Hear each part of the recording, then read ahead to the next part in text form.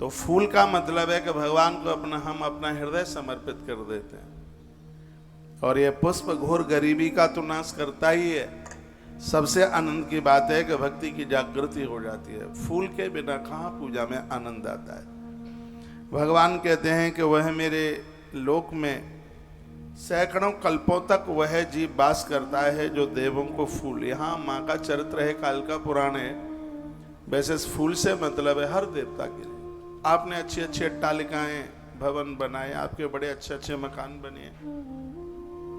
कल रात्रि को मैंने बड़ी सुंदर सुंदर आपकी कोठियां देखी हैं। क्या ये भी देखो, ये भी देखो। मुझे एक बाथरूम में खड़ा कर दिया ले जाके, तो उसमें एक बहुत बड़ा हौदा सा बना हुआ था। मैंने पूछा ये काहे के लिए, तो वो बहन बोली कि मेरे पति देव को इसमें ही नहाना बहुत अच्छा लगता है। तो इतने इतने भवन सुंदर, इतने मकान सुंदर। मैं इतनी छोटी सी बात कह करके आगे बढ़ूंगा। अपने घर में मंदिर को इतना डेवलपमेंट करो, इतना बढ़िया बनाओ, इतना अच्छा बनाओ। मंदिर जितना अच्छा होगा बढ़िया होगा। एक अभी देखो चक्कर घूम रहे। अभी मैं किसी कथा में निवेदन कर रहा था कि जिनके घर में बढ़िया मंदिर है और नित्य उसमें बंदन प्रणाम करते हैं, उनको कुरुक्षेत्र में सूर्य ग्रहण के समय पर क्विंटलों सोना दान करने से जितना पुण्य प्राप्त होता है उतने फल की प्राप्ति होती है। इसलिए मंदिर को बहुत बढ़िया, मंदिर में बड़े वाले लड्डू गोपाल रखो। मेरे जैसे नहीं रख सकते तो इससे थोड़ा सा छोटा रख लो, बढ़िया रखो। बहुत सुंदर, उसमें नीचे अच्छा सा वस्त्र, रेशमी वस्त्र, सुबह शाम दिया जले, तुलसी के गमले हों, ये सब हो। इसको सही कर भाई। बोलिए बांके बिहारी लाल की जय हो। श्री हनुमान जी महाराज की जय हो। जय जय श्री राधे जय जय श्री जय राधे जय। श्री राधे। भगवान कहते हैं कि पुष्प चढ़ाने वाला व्यक्ति मेरे लोक को प्राप्त होता है। अगला उसका जन्म होता है तो सम्रांत घर में उसका जन्म होता है। रईस घर में, अच्छे घर में। रईस तो चलो पैसा मिला है, लेकिन सबसे बड़ी बात है कि धन के साथ में और वो लोग भक्ति के साथ जुड़े हुए हों। ऐसे घर में जन्म मिले तो ये तो बड़े पुण्य की बात है। भगवान भोलेनाथ कहते हैं कि हम सगरे देवता है भैरों, उन भक्तों के ऊपर अति प्रसन्न हो जाते हैं जो देवताओं की पूजा में पुष्प को काम में लेते हैं। आपने अच्छी अच्छी बिल्डिंगें बनाई हैं, तुलसी के गमले लगाइए, और ऐसे गमले लगाइए जिसमें फूल वाले पेड़ सुशोभित हो रहे हो। और ऐसा भी वर्णन है कि ग्रह बड़े प्रसन्न हो जाते हैं जब आप पेड़ों में पानी देते हैं, वृक्षों में पानी देते हैं। तो ऐसी है व्यवस्था कीजिए। पत्रेषु बिल्व पत्रम तु देव प्रीति करम मतम। कल छठवीं है, आज 5वां दिन है नवरात्रा का, कल छठवीं है। काल का पुराण में लिखा है आप 1 लाख फूल महादेवी के ऊपर चढ़ाएंगे, 1 लाख फूल चढ़ाएंगे, उससे जितना पुण्य मिलेगा नवरात्रा की षष्टमी को 108 बेलपत्र मां दुर्गा को चढ़ाने के ऊपर 1 लाख फूल चढ़ाने का फल प्राप्त हो जाएगा। ताली तो मत बजाना, मैं बोल भी नहीं रहा हूं, आपको अपनी तरफ से बजा रहे हैं। तो कल वैसे भी सोमवार है, बड़ा बढ़िया दिन है, अच्छा दिन है। 108 बेलपत्र पर लाल चंदन से क्लीन शब्द लिख करके मैं भी चढ़ाऊंगा, आप भी चढ़ाना। 108 बेलपत्र। पत्रेषु बिल्व पत्रम तु देवी प्रीतिकरम मतम। शंकर कहते हैं मेरा मत है कि बेलपत्र से भवानी अति प्रसन्न होती है, बहुत ज्यादा खुश होती है। तत्सहस्कृता माला पूर्वत फलदा भवेत। आप हजारों हजारों फूलों की मालाएं माँ के ऊपर चढ़ाते हैं, उससे माँ जितनी प्रसन्न होती है, एक बेलपत्र से माँ को उतनी प्रसन्नता हो जाती है। खैर मैं तो रोज ही पूजा में बेलपत्र माँ को चढ़ाता हूँ, लेकिन नवरात्रा के षष्टमी को एक बहुत ज्यादा महिमा है माँ को बेलपत्र चढ़ाने की। उसी बात का वर्णन किया, पूजित परमेशानी पुष्प भाव एक पत्र कही। जब पुष्प न मिले तब माता को पत्ता चढ़ा दे, कोई फूल नहीं मिलता है। और पत्ता भी ना मिले तो कोई तिनका चढ़ा दें। दूर्वा माँ को नहीं चढ़ती, याद रखिएगा। और यह भी सब न मिले तो मानसिक भाव से माँ का पूजन करें। आपका एक प्रश्न होता है, क्या माँ दुर्गा के ऊपर तुलसी भी चढ़ती है क्या? तो वर्णन है, तुलसी कुसमयी पत्रई श्री वृद्धि पुरुष शरणकारेषु बिल्वत्रयतस्थलई। वर्णन है कि तुलसी पत्र एवं मंजरी से श्री वृद्धि होती है, धन बढ़ता है, लक्ष्मी बढ़ती है। माँ को दुर्वा नहीं चढ़ती, मंजरी चढ़ती है, तुलसी पत्र भी चढ़ता है, इससे श्री की वृद्धि होती है, ऐसा वर्णन किया गया है। ये 82 नंबर का श्लोक है और 71 नंबर कितना है, 71 नंबर 79 79 नंबर के अध्याय में 82 नंबर के श्लोक में ये बात वर्णन की गई है।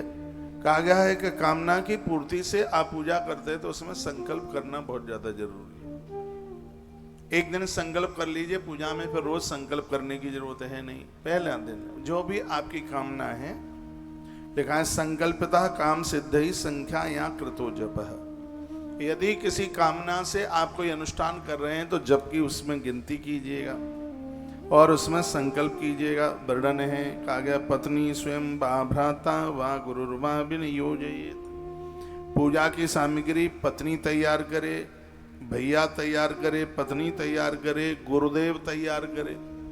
हाँ, और इसमें वर्णन नैवेद्यादीन सर्वाणी, नैवेद्य के भोग के बिना तो कोई भी पूजा पूरी होती ही नहीं है। नैवेद्य यानी भोग, भोग किसी भी देवता की आप पूजा करते हैं उसमें भोग लगाइए। अष्टम्याम शुक्ल पक्षस्य ब्रह्मचारी जितेंद्रियः, नवम्याम वा चतुर्दश्याम महादेव्या पुरस्चरेत्। सुन लीजिए, शुक्ल अष्टमी, शुक्लाष्टमी, नवमी, चतुर्दशी के दिन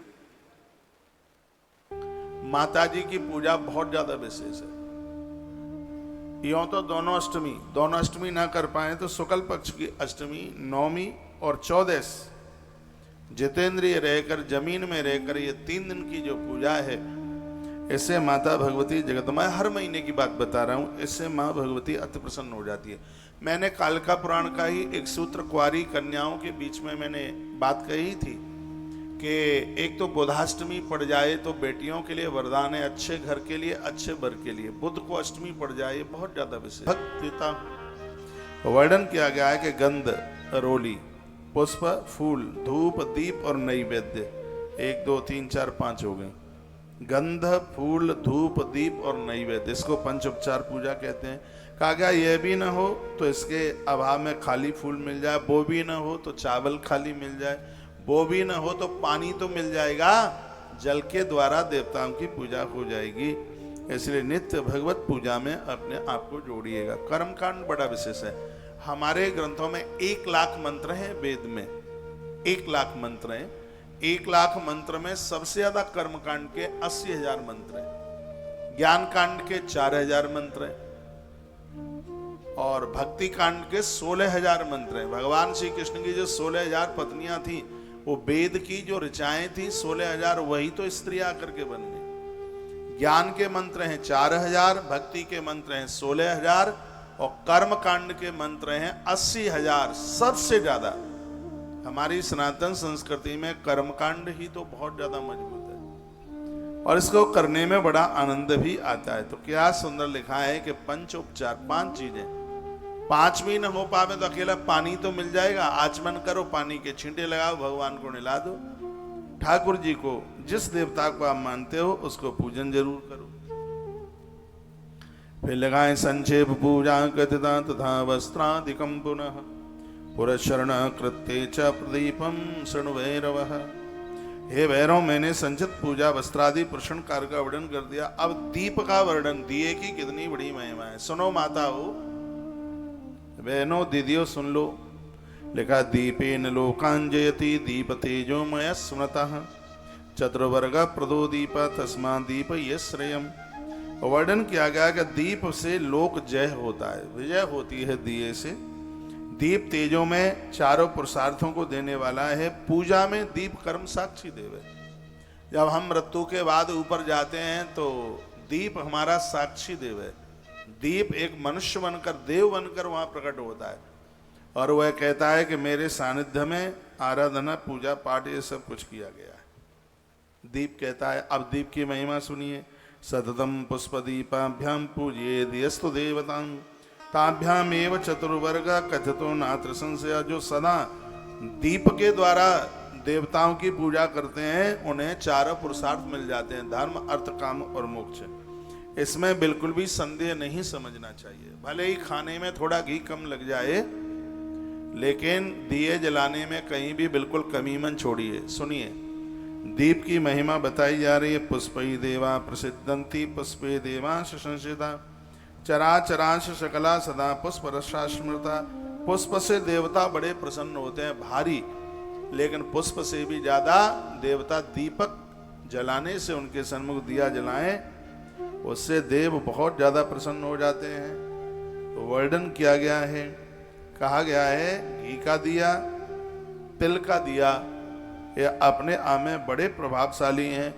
एक बात कही गई है, आपके घर में आपको लगता है कि दुकान किसी ने बांध दी है, व्यापार चलता नहीं है, किसी की नजर लग गई है, लोग उल्टा पुल्टा करते रहते हैं, तो यहाँ बड़ा सुंदर सा वर्णन किया गया है। क्या कहा गया है? सार सपा फल निर्यास जातो, संस्कृत का शब्द है, इसका अर्थ है पीली सरसों। पीली सरसों का तेल निकलवाएं और पीली सरसों के तेल की जोत जलाएं, तो इससे तुम्हारा कारोबार नहीं बंधेगा। काली सरसों के तेल का दिया जलाएं तो बीमारियां नहीं फैलेंगी, ये ऐसा स्पष्ट वर्णन है। तिल के तेल की जोत जलाएंगे तो वंश निर्वंश नहीं होगा, इससे पुरखे पितर अति प्रसन्न होते हैं। एक ये मैं 28 साल में पहली बार बोल रहा हूं, वो ये है कि पीले सरसों के तेल की जोत जलाई जाए, इससे कारोबार फेल नहीं होता। ये काल का पुराण मेरे सामने रखा है, इसके आप दर्शन कर लो। पीला, मुझे तो अभी तक पता भी नहीं था, मैं आपको, सही तो बात यह है, इन ग्रंथों को जितनी बार पढ़ेंगे उतनी ही बार नई समझदारी मिलेगी। तो ये तो बड़ी अद्भुत बात हो गई। और मुझे ज़्यादा तरह से लोग पूछते ही रहते हैं कि कारोबार चलता नहीं है, इतनी मेहनत करने के बाद में भी बड़ा ठप हो रहा है। तो इसमें पीली सरसों, अपने हाथों से पीली सरसों खरीदिए और उसका तेल, नहीं तो मिलावट हो जाती है। तो पीली सरसों का आजकल तो 5-7 हज़ार की एक मशीन आती है, उसमें कोई भी तेल आप अपने घर में निकाल सकते हैं, चाहे बादाम का निकाल लो, अरंडी का, अरंडी के तेल का इतना फायदा है, चुटिया से लेके तलवे तक, कहीं भी कमर में कहीं भी दर्द है, अरंडी का तेल लगाओ, ऊपर से सिकाई करो और तत्काल फायदा मिल जाता है उससे। कोई भी तेल निकालना है तो आज तो विज्ञान का युग है, सब घर में संभव हो जाता है। तो पीली सरसों का तेल निकाल करके और उसकी जोत आप अपने कारोबार के लिए जलाते हैं, घर में ही जलाइए, क्योंकि जोत बुझनी नहीं चाहिए, इसलिए उसको ध्यान रखा जाए। तो वर्णन है, पीली सरसों के तेल का दिया जलाते हैं, उससे घर में धन का विस्तार होता है, धन की बरकत होती है। इसमें वर्णन है कि उसमें थोड़ा सा ना के बराबर चम्मच से हल्का सा दही और डाल दें। ज़्यादा दही डाल दोगे तो फिर वो जल नहीं पाएगी, बिल्कुल उससे दही का स्पर्श करा दें। दही उस जोत से उस दही का स्पर्श करा दें। सरसों के तेल की, काली सरसों की तेल की जो दिया है, उससे आरोग्यता घर में बढ़ती है। तत्पश्चात फिर बताया गया है कि उसकी जो बत्ती है वो काय की बनाए। पद्म सूत्र भवा दर्भः गर्भ सूत्र भवा तवा सड़जा बादरी बापी फल को सुद्भवा भवा। बदरी की छाल, बेरिया की छाल उतार करके यदि उसकी बत्ती बनाई जाए, वो बड़ी ज़्यादा विशेष है, बताया गया है। इसमें कहा गया है और बताया गया है कि आप मिट्टी के देवले में जोत जलाते हैं, बताया गया है कि आप धातु के दियों में तेल जोत जलाते हैं। लेकिन एक नई बात सुन लीजिएगा, वो ये है कि नारियल का जो खोपरा होता है, जिसमें से गिद्दी निकल आती है बाहर, यदि उसमें जोत जलाई जाए तो ये बहुत श्री वर्धक है, घोर कंगाली का नाश करने वाला है वो दिया। नारियल जिसमें से गिद्दी निकल आती है ना, बाहर खोपरा सा रह जाता है, तो उसको नीचे गेहूं रखिए, कनक रखिए, उसमें उसको ऐसे रख दीजिए, नहीं तो वो लुढ़क जाएगा। फिर उसमें घी तेल जो भी कुछ आप भर रहे हैं उसमें भर दीजिए और उसमें लंबी वाली बत्ती रखिएगा। लंबी वाली बत्ती इसमें आप जलाइए, लिखा है ना, इस लोग बोलते हैं तेजसम दारवम लोहम मार्तिक्यम नारिकेलजम। नारिकेल नारियल को ही कहते हैं। तो नारियल का वो, अब मुझे तो बोलना भी नहीं आ रहा है, उसको कवच टाइप का कटोरी जैसी निकल आती है उसमें से। हाँ, वो आप मेरी भाषा समझ रहे हैं, आप बहुत समझदार है। तो उसमें जोत जलाई जावे तो ये घोर गरीबी को, इसमें तो लिखा है कि नारिकेल का जो खोला है घर को बहुत ऊंचाइयां दे देता है, उसमें यदि जोत जलाई जाए। देखो कितनी नई बात कालिका पुराण में निकल रही हैं, और ये बड़े आनंद की बातें हैं, बहुत इनकी बड़ी विशेषता है अपने आप में। तो उसमें आप यह जलाइए। फिर एक और आनंद की बात कही गई है, कहा खाली भूमि पर दीपदान न करें। उसके नीचे चावल है या उसके नीचे पटा है, उसके नीचे गेहूं है, कुछ उसके नीचे रख लें। खाली जगह पर दीपदान। दीप वृक्षा कर्तव्या तेजा दिस्तस्तु वैरव चढ़ाध्वजोद्भम वापी दीप पात्रम प्रशस्ते। उस पात्र के नीचे जरूर कुछ न कुछ रखिएगा, ऐसा वर्णन किया गया है। सर्वसा बसमती सहतेन त्वत्पदम, इसमें लिखा है दो चीजों का भार ये धरती नहीं सहन कर पाती।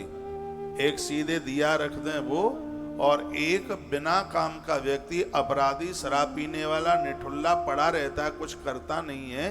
धरती माता ऐसे व्यक्ति का बोझ सहने में बहुत ज्यादा असमर्थ है, जो कुछ करता नहीं है, निकम्मा है, काम चोर है। स्पष्ट इस ग्रंथ में लिखा है, माँ ऐसे व्यक्ति का वजन सहन नहीं कर पाती।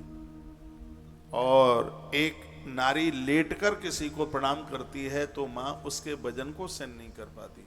इसलिए माताओं के लंबे लेटकर किसी को प्रणाम न करें, ये वर्जित कहा गया है। और एक बात और है, जहाँ आप सीधे दिया जला करके नीचे रख देते हैं, पूजा का जो दिया है उसको नीचे नहीं, उसको आगे आपने चौकी रखी है, तख्ती रखी है, जलती हुई आरती भी नीचे नहीं रखी जाती, घंटी भी नीचे नहीं रखी जाती, शंख भी धरती पर सीधे नीचे नहीं रखा जाता, उस पर एक पटा रखिए और इस सब पट्टे के ऊपर ये आप रखें। ये सगरे इन श्लोकों में वर्णन किया है। मेरी तरफ से इसमें कुछ है नहीं, हमसे तो कुछ आता ही नहीं है। जो ग्रंथ है, जो उसमें बातें लिखी हुई हैं, वही आपके सामने रख देते हैं। तो ये चीजें ऐसी हैं कि ये बहुत आनंद कर देती हैं। ये ज्ञान का प्रतीक है। घर में कोई अज्ञानी, घर में कोई निरक्षर नहीं लोग रहेंगे। ये दिए की बहुत बड़ी महिमा है। ये आपने पहले नहीं सुना होगा कि नारियल की खोली में घी तेल भर करके और उसमें दिया जलाने की भारी महिमा। देखो इसमें एक नई बात और लिखी है। गरुड़ पुराण में तो यह लिखा था कि तुलसी की डंठल से एक दिया जलाते हैं तो उसका फल 10,000 दिए के बराबर है। कालिका पुराण में लिखा है कि तुलसी और बेलपत्र की डंठल से यदि आप दिया जलाते हैं तो एक दिए का फल 10,000 दिए के बराबर है। आज मैं इन बच्चों को सुबह बोल रहा था, जब मैं इसका पाठ कर रहा था, तो माचिस हमें पकड़ा देते हो। हमने 10 बार यह बात बोली है, तुलसी की डंठल रखने में क्या दिक्कत है? बेलपत्र की डंठल रखने में उसमें क्या दिक्कत है? उसकी महिमा देखिए। एक दिया 10,000 दिए के बराबर पुण्य महत्व रखता है यदि उससे ये जलाया जावे तो। वही उसी बात का वर्णन किया गया है। तस्मादिदात पृथिव्यम नापनोति वह्यता। धरती पर, खाली धरती पर यह दिया न रखे। दीपम दद्नान महादेव्यम मन्येभ्योऽपि च भैरव। जो पृथ्वी को सीधे भूमि पर दिया रख देता है, उस व्यक्ति को तापरूप नाम के नरक में जाना पड़ता है। इसमें कोई संशय वाली बात नहीं। सीधे धरती पर दिया जला करके रख देता सीधे, तो फिर क्या करें? एकदम बिल्कुल धरती पर नहीं। मैंने बहुत बार बोला है, जब आप देहली पर दिया जलाइए, एकदम सीधे आप जमीन पर उसको रख देते हैं, उसके लिए बिल्कुल मना कर दिया गया। और ये नित्य का जो रोज का दिया है, अब वो दिवाली पर आप हजारों दिए जलाते हैं, ये मैं उसकी बात नहीं कर रहा हूँ। ये रोज पूजा में जो दिया जलता है, उस बात के लिए मैं आपको निवेदन कर रहा हूँ। या आप अखंड ज्योत जला रहे हैं, उसके लिए मैं आपको निवेदन कर रहा हूँ। इसमें वर्णन है कि उसके नीचे अन्न के कण होने चाहिए, ऐसा वर्णन किया गया है। और तत्पश्चात फिर एक और नई बात सुन लीजिए, न मिश्री कृतु दीप स्नेह घृतादिकम, कभी भी मिश्रित चीजों को मिला करके दिया न जलाएं। जैसे घी और तेल दोनों को मिला करके धोखे से भी न दिया जलाएं। कभी कभी आपको यह लगे कि चलो घी कम हो गया, अब घी तो है नहीं, चलो उसमें तेल डाल दो, ये अपराध हो जाएगा। और आप तेल का दिया जला रहे हैं, फिर सोचेंगे तेल खत्म हो रहा है, चलिए इसमें घी डाल दें, तो उसके लिए मना कर दिया है। कर्ता मिश्री कृतम, मिश्रित जो सामग्री है, जो घृत तेल को दोनों को मिलाकर दिया जलाता है, वह अंध तामिश्र नाम के, वह तामिश्र नाम के नरक को भोगता है। तो इसलिए ये मिला करके, लोग तो मुझे सुन रहे होंगे तो कह रहे होंगे आदमी पागल हो गया है क्या ये? हाँ, पागल तो हो गया हूं, लेकिन कपड़े नहीं फाड़ता। अच्छा, मैं पागल हो गया हूं तो तुम ज्यादा समझदार हो गया? कोई दुकान छोड़े बैठा है, कोई मकान छोड़े बैठा है, किसी बहनों को पियर जाना था, सब छोड़ छाड़ करके और यहाँ आके बैठे हैं, तो ये महफिल तो पागलों की, यहाँ सब पागल हैं।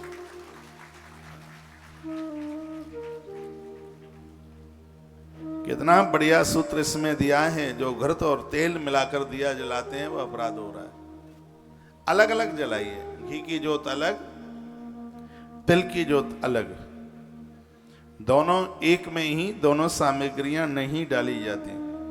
प्रदीपम नैव कुर्यात कर्ता पंके वसीदति, पूजा में दिया जरूर जलाएं।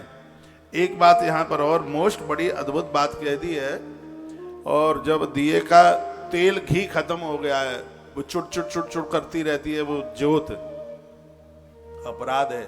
सूखी बत्ती नहीं जलनी चाहिए, उसमें पर्याप्त मात्रा में घी और तेल होना चाहिए।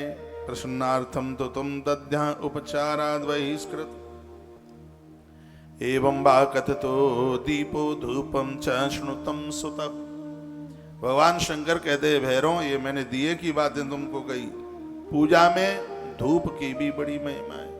अगरबत्तियां मन जलाया करो, अगरबत्ती में बांस जलता है, और बांस जलाया नहीं जाता, बांस लगाया जाता है। कल आप सुन रहे थे बांस से संतान की वृद्धि होती है, बांस का पेड़ लगाने से। बांस का पेड़ लगाना, बांस को जलाना ये बिल्कुल ठीक नहीं। और अगरबत्ती के नीचे जो डंठल होता है वो ज्यादा तरह से वो बांस का ही होता है, इसलिए उसकी जगह पर आप धूप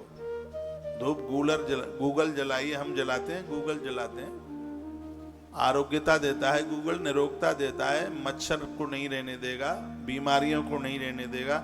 ऐसा कोई भी घर न रहे जिसके घर में धूप में आप गूगल न जलाएं, लोहवान जलाएं, उसमें लोहवान जलाएं, गूगल जलाएं। इससे प्रकृति का वातावरण भी बहुत बढ़िया रहता है। कोरोना काल में हम लोगों ने खूब धूप जलाई, धूप में वो जलाया, गूगल जलाया, बड़ी सबको स्वस्थता रही है। इसका धुआं तो फेफड़े को मजबूत करता है। इसको ये गूगल तो सबके घर में ये जलनी चाहिए। उसका वर्णन किया गया है। धूप की बड़ी अद्भुत बात कही गई है। कुछ ना मिले तो वृक्षों की छाल, उसके ऊपर से छाल निकाल करके थोड़ा कपूर डाल करके उसमें उसको जला लीजिएगा। ये धूप का धुआं बहुत फायदा करता है। अब आइए, बात रही नैवेद्य की, भोग की बात।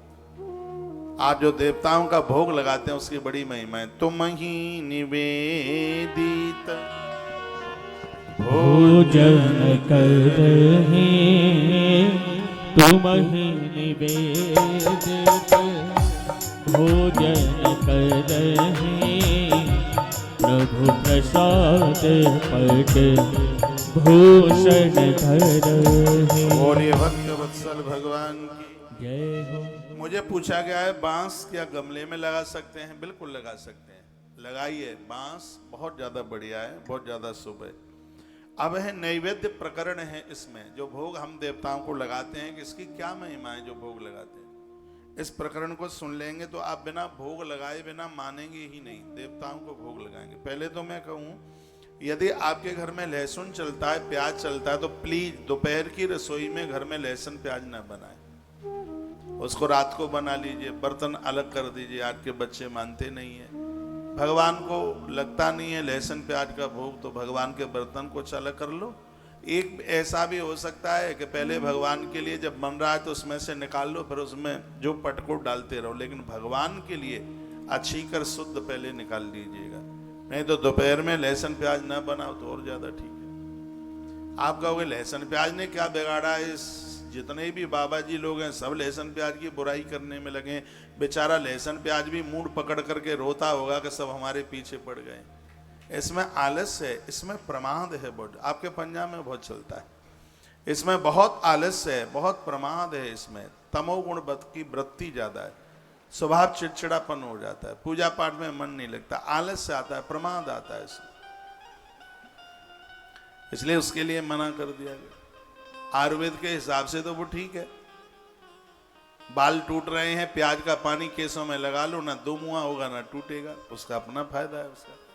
लेकिन वो खाने के लिए ज्यादा ठीक नहीं है, खाने के लिए वह ज्यादा बढ़िया नहीं है, इसलिए मना कर दिया गया है। ऐसी चीजें बनाइए जिनका भोग भगवान को लगता है। कालिका पुराण में वर्णन है, निवेदनीयम यद द्रव्यम प्रशस्तम प्रियतम तथा तदवक्षादम पंचविदम नैवेद्यमिति कथ्यते। भगवान महादेव कहते हैं, अब देखिए भगवान को जो भोग लगाया जाता है उसके 5 प्रकार बताए गए हैं। क्या कहा है? एक है भक्ष, भोज्य, लेह, पेय और चौष्ट। ये चीजें, इसमें जो तरल है वो भी भोग में आता है। जैसे दूध का भोग आप लगाते हैं, रस का भोग आप लगाते हैं, ये उसमें आता है। एक जिसमें थोड़ा कसीलापन, खटासता जैसी होती है, जैसे इमली वगैरह है, चटनियाँ हैं, ये उसमें 5 उसमें आते हैं। इन 5 प्रकार के जो खाने पीने की चीज़ें हैं उनका भोग भगवान को भोग लगाने की बात कही गई है। आइए यही प्रसंग अब सुनी लेते हैं। वर्णन इसमें क्या? श्रृंगवीरम कांचनम सूलम कंदम बकुलकम एवं आदीन कंदानी देव्यम सर्वाण चोस्रजेत। श्रृंगवीर, कांचन, बकुल ये सब चीज़ें होती होंगी, मुझे तो पता भी नहीं है। इन सब चीज़ों के भोग लगाने की बात कही गई है। जो माता जी का भोग, देवताओं का भोग शर्करा युक्त पदार्थों के द्वारा और जो चीज़ें घी के साथ में बनी गई हैं उनकी बहुत बड़ी महिमाएं हैं। बहुत ज़्यादा इससे पुरखे तृप्त हो जाते हैं। जो घी में, शुद्ध देसी घी में सामग्रियाँ बनाई गई हैं और मीठी चीज़ का भोग, याद रखना है खाली साग वाग के भोग नहीं लगते हैं। भले ही आपने कुछ मीठा नहीं बनाया तो आधा चम्मच चीनी रख लो, उसमें गुड़ रख लो। जब भोग लगाते हो तब उसमें कुछ न कुछ मीठा होना ही चाहिए, ऐसा इस ग्रंथ में वर्णन किया गया है। और वो तब ही वो भोग लगता है। और सिंगल रोटी का ना लगाएं, कम से कम 2 फुलके उसमें रखिए, थोड़ा सा घी लगाइए। घृत के द्वारा ही अन्न की शुद्धि होती है। पराठे नहीं बनाए, पूड़ी नहीं बनाई है तो थोड़ा घृत तो उसमें लगा सकते हैं, उसमें घी लगाइएगा और फिर भगवान को भोग लगाइए। मधु, गुड़धान, शर्करा, अन्न और पान, यह देवता को, पान भी भगवान को अति प्रिय है, देवताओं को प्रिय है। तो इनका ये आप भोग, अभी इसकी महिमा आप सुनेंगे कि किस चीज़ का भोग लगाने से किस चीज़ की प्राप्ति होती है। सता सम्मिश्रता दत्वा सुराम मधु समन्विताम देवी लोके चनमस्तत्वा राजा छत जले भवेत। मिश्रित शर्करा युक्त शरबत, मीठा शरबत, बैसाख के पूरे महीने में शरबत का भोग भगवान को लगाओ। वैसा भी मैं पानीपत से वैसाख माह में सुनाऊंगा। एक भी दिन ऐसा ना निकले जिस दिन आप मीठा शरबत किसी को ना पिलाएं। मीठा जल पिलाइए, प्याऊ लगवाइए, इसकी बड़ी महिमा है। इसमें तो सास ससुर को, ननद को, सास माँ को, पूज्य लोग को, बहनोई, जामाता, इन सबको मीठा शरबत पिलाने की विधि का वर्णन किया गया है। देवी लोके, माँ भगवती उन्हें अपना लोक दे देती है जो मीठा शरबत लोगों को। सोई तो हम कहें कि लोग इस शरबत की प्याऊ क्यों खोल के बैठ जाते हैं। अब पता लगा है कि इसकी महिमा ये है कि माता उनको धन धान्य प्रचुर मात्रा में दे देती है और अंत में उसे उसके इष्ट का लोक दे देती है। इतनी बड़ी महिमाएं इसकी। लांगलम क्रमकम दत्ता रुचकम कर मर्दकम वर्णन किया गया है। कहा गया है कि इससे सौभाग्य की प्राप्ति होती है और वह व्यक्ति बहुत से लोगों में पूजित होता है जो शरबत प्याऊ खुलवाते हैं। किसी को अपने घर से बिना पानी पिए नहीं जाने, ये अपनी धमनियों में, अपने रग रग में ये भर लीजिए कि आपके घर में जब कोई चल करके आवे तो उसे आप जल जरूर पिलाइए। अतिथि सम्मान में सबसे बड़ी बात है उसको जल दें, और जल में, पानी में तो देवता विराजित हैं, देवताओं को तृप्ति होती है उससे। पानी की इतनी बड़ी महिमा है। यदा दिनतम सर्वाणी था योग्यम नवेदयेत, वर्णन किया। देवताओं को उड़द की दाल, मूंग की दाल, तिल, ये सब चीजें उनको खूब समर्पित होते हैं। भले ही किसी भी प्रकार का द्रव्य अच्छा भक्ष्य क्यों न हो, इतना बस ध्यान रख लीजिए, हमारे ग्रंथों में जिसकी चर्चा की गई है उन्हीं चीजों का भोग भगवान को लगाइए। आप मानते नहीं, आप चाय का भी भोग लगा देते हैं, भगवान को चाय पीने की आदत है ही नहीं उसे। हाँ? कृष्ण राज्य में माखन मिश्री, राम राज्य में घी।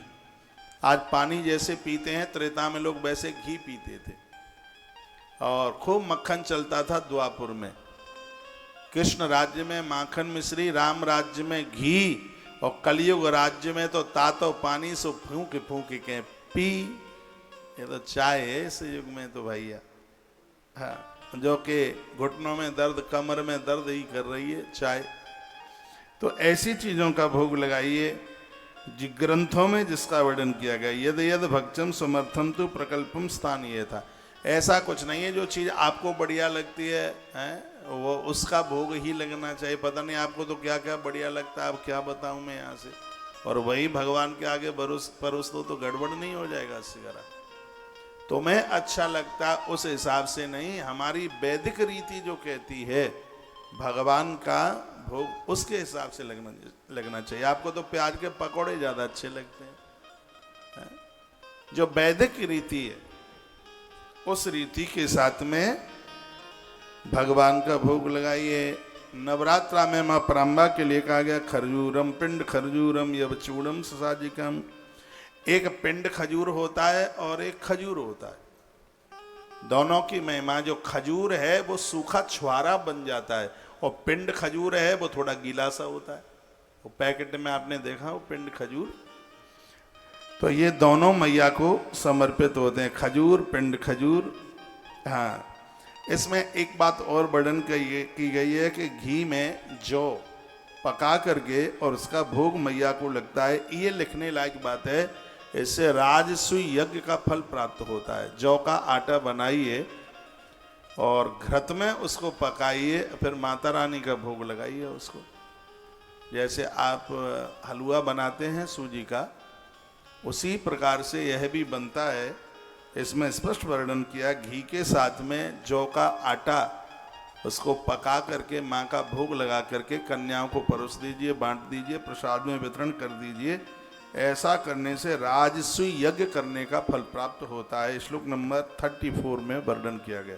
33 और 34 लिखे देता हूँ, बोले देता हूँ। लिखा है यव चूर्णम च साजिकम, यव कहते हैं जौ को।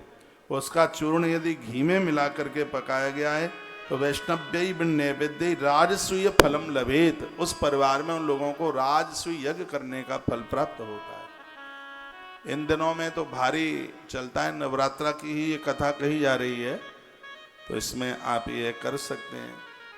तो घी में इसको, जैसे सूजी का हलवा वो आप पकाते नहीं है, पहले सूजी का हलवा बताऊं कैसे बनता है। पहले कढ़ाई चढ़ाई जाती है, फिर वो गर्म हो जाती है तो उसमें आधा एक चमचा घी डाल देते हैं, फिर उसको कढ़ाई से चलाते रहते हैं। जब वो खूब चटर पटर करने लगता है फिर उसमें रवा डाल देते हैं। रवा डाल करके कभी कभी तो आप इतना रवा पटक देते हैं कि घी का तो पता ही नहीं लगता कि घी कहाँ रह गया है।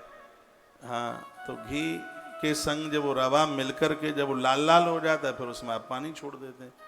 पानी जब उसमें मिल जाता है फिर उसमें आप चीनी छोड़ते हैं, फिर उसको यूँ मिलाते रहते हैं और फिर वो हलवा सूजी का बन के तैयार हो जाता है।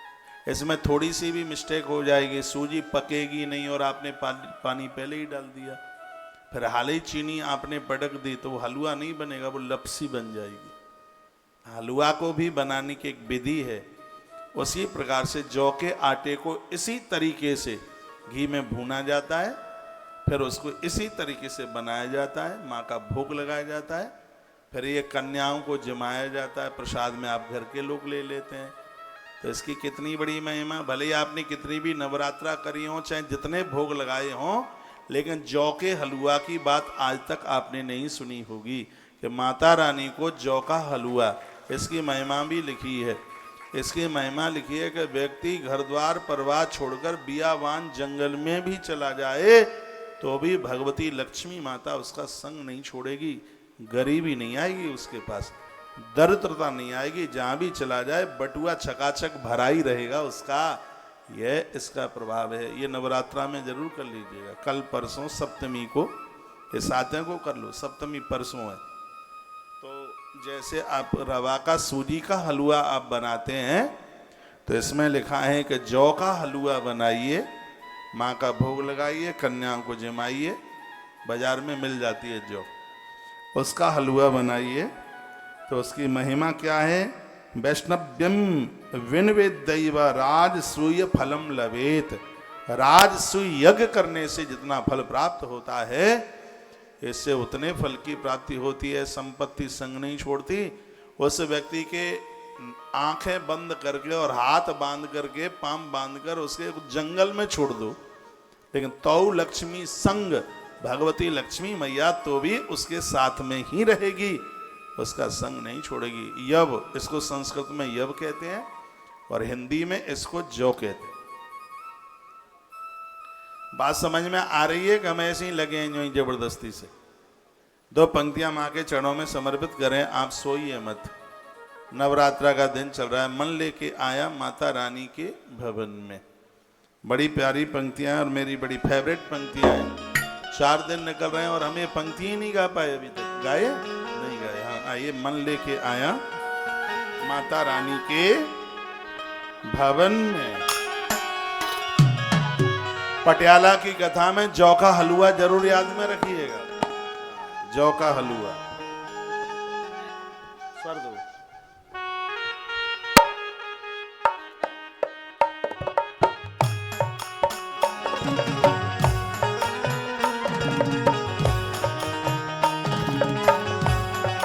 मन लेके आया माता रानी के भवन में, मन लेके आया माता रानी के भवन में। बड़ा सुख पाया, हाँ बड़ा सुख पाया अम्बे रानी के भवन में। मन लेके आया माता रानी के भवन में, मन लेके आया माता रानी के भवन में। जय जय माँ अम्बे माँ, जय जय माँ जगदम्बे माँ, जय जय माँ अम्बे माँ, जय जय माँ जगदम्बे माँ।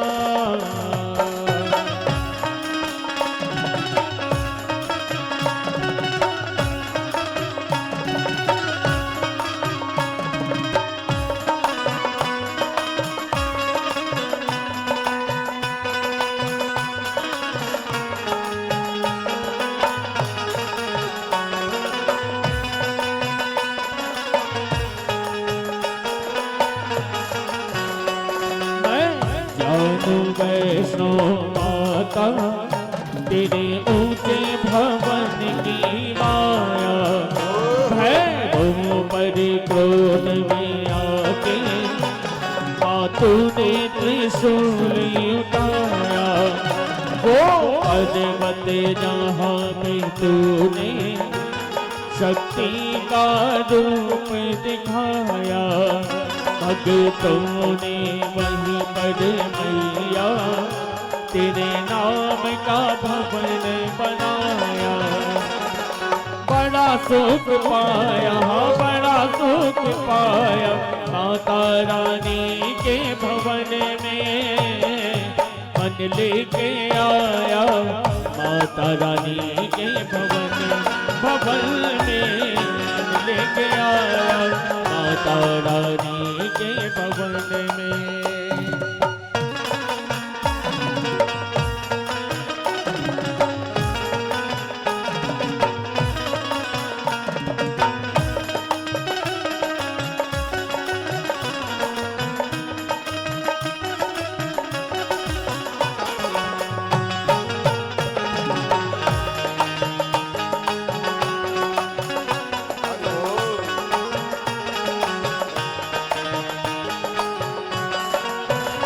तेरे तेज ने ज्वाला मैया जब उजियारा फैलाया, यहाँ हाथ पर नंगे पैरों तेरे दरबार में मैं आया। तेरे जगमग जोत के आगे श्रद्धा से शीश झुकाया। तेरे भवन की शोभा देखी सोने का छत्र चढ़ाया। बड़ा सुख पाया, हाँ बड़ा सुख पाया, अम्बे रानी के भवन में मन लेके आया। माता रानी के भवन में लेके आया, माता रानी के भवन में। जय जय माँ अम्बे माँ, जय जय माँ जगदम्बे माँ, जय जय माँ अम्बे माँ, जय जय माँ जगदम्बे माँ। हाँ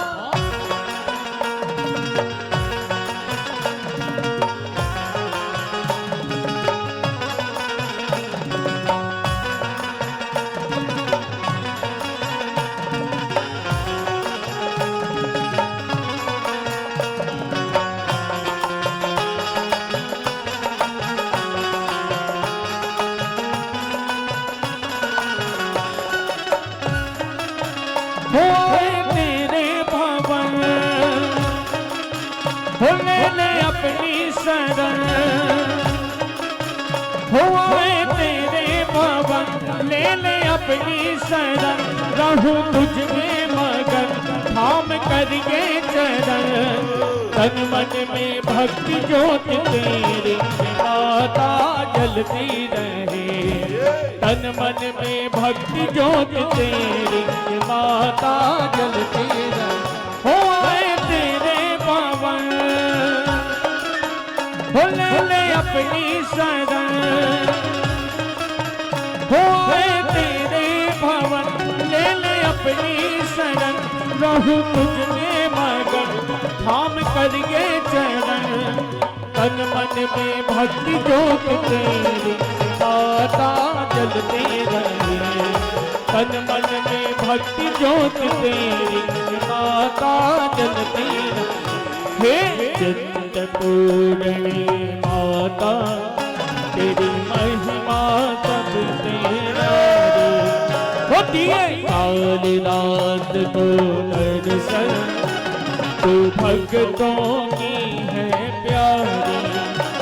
जो करे माँ तेरा जय माता दी, जय माता दी।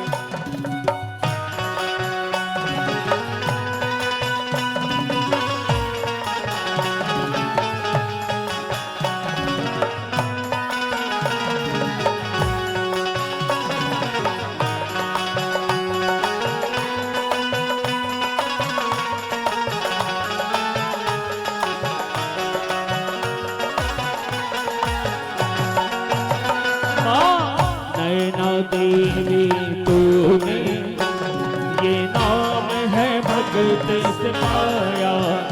नैना उज्जवल को तूने सपने में दर्श दिखाया। हो आ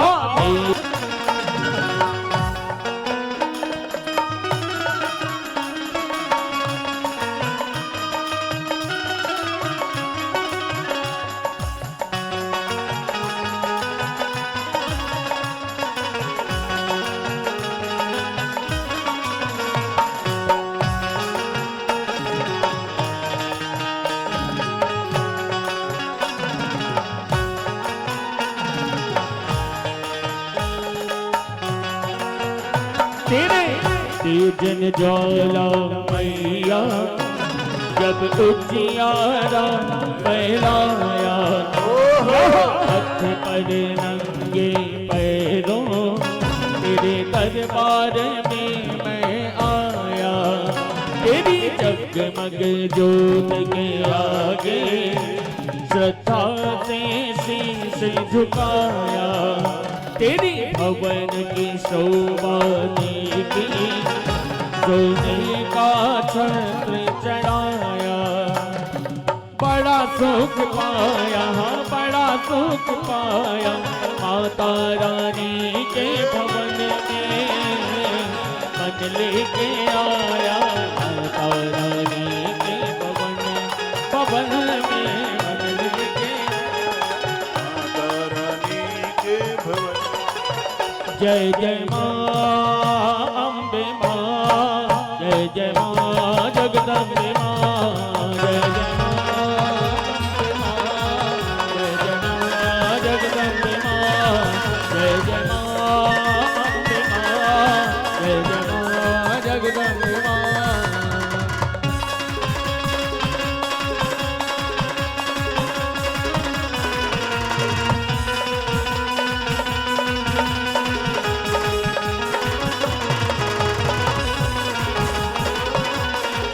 ओ मैं तो तेरा बालक मैया, देव तेरी पूजा करे,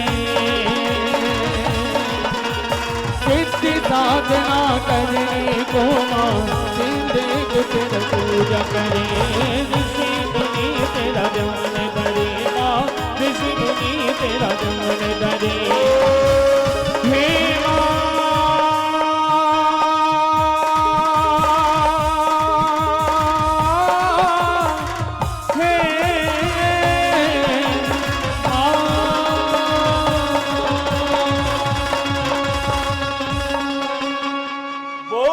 बोल साचे दरबार की जय, बोल वैष्णो देवी मैया की जय, बोल कैला देवी मैया की जय, बोल कालिका देवी मैया की जय। जयकारा जयकारा शेरों वाली दा, बोल साचे दरबार की जय। खूब ठुमका लगाए हैं, बैठ जाइएगा। लाओ जल्दी कथा चालू हो गई।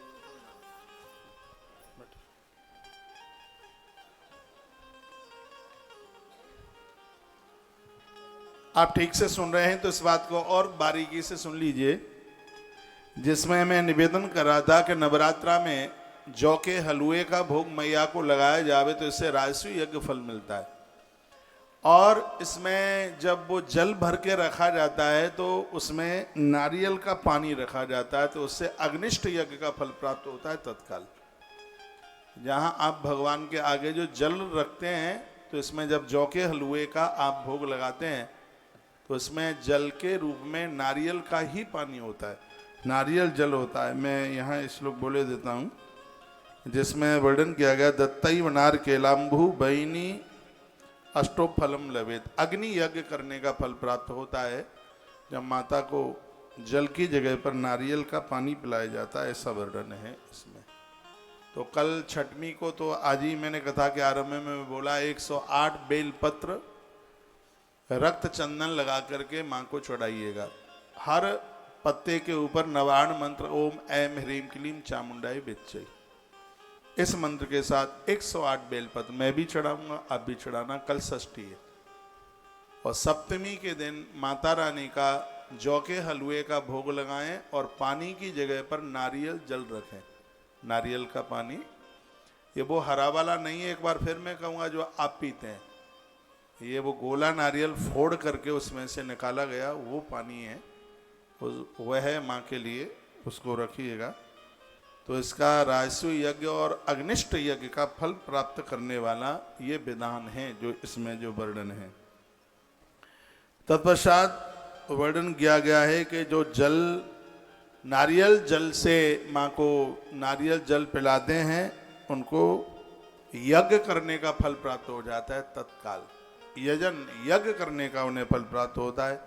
और सुनिए, द्राक्षा सितां समायुक्ता नागरलंक संयुता विनवेद महादेव्य लक्ष्मीवान रूपवान भवेत। देखिए, बातें तो बड़ी अद्भुत हैं, कुछ बातें ऐसी हैं वो मैं यहाँ से नहीं बोल सकता हूँ। वर्णन है कि सुंदरता निखार के लिए सौंदर्य बाहर निखर कर गया है। कुछ लोग ऐसे होते हैं सिंगल फ्रेम के, बिल्कुल मरे मराए, हाथ लग जाए तो नीचे ही गिर जाए, बिल्कुल खाता पीता भी उन्हें बिल्कुल भी लगता नहीं है, बिल्कुल दुबले से बिल्कुल पतले से। क्या सुंदर वर्णन किया गया है। द्राक्षा कहते हैं सूखा हुआ अंगूर, क्या बोलेंगे उसको, किशमिश, किशमिश बोलते हैं सूखे अंगूर को। तो द्राक्षा यानी सूखा हुआ अंगूर, और उसको यदि हवन में यज्ञ में घी में मिलाकर उससे आहुति डाल दी जाए तो व्यक्ति, स्त्री पुरुष कोई भी हो, रूपवान और लक्ष्मीवान, संपदा भी चल के आएगी और रूप भी चल कर के आएगा। इतनी बड़ी इसकी महिमा है।